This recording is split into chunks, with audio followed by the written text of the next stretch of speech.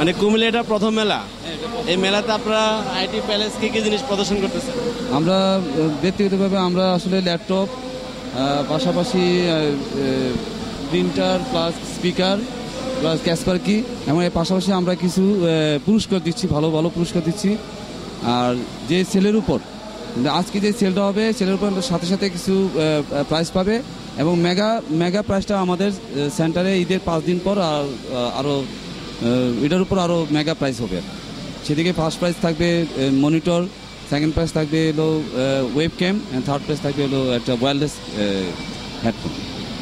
তো এই মেলাতে দর্শক কিরকম মনে করতেছেন? দর্শনার্থী কিরকম? মোটামুটি ভালো, তবে কিছুটা কম আছে আর কি, কারণ এই প্রথম তো এই মেলাটা একটু মোটামুটি চলে যাচ্ছে, বাট হবে আশা করি কালকে শুক্রবার, এই জন্য মোটামুটি আমরা এক্সপেক্ট, সামনে তো আরো 2 দিন আছে, 2 দিন আমরা এক্সপেক্ট করতেছি মোটামুটি ভালো কিছু একটা হবে।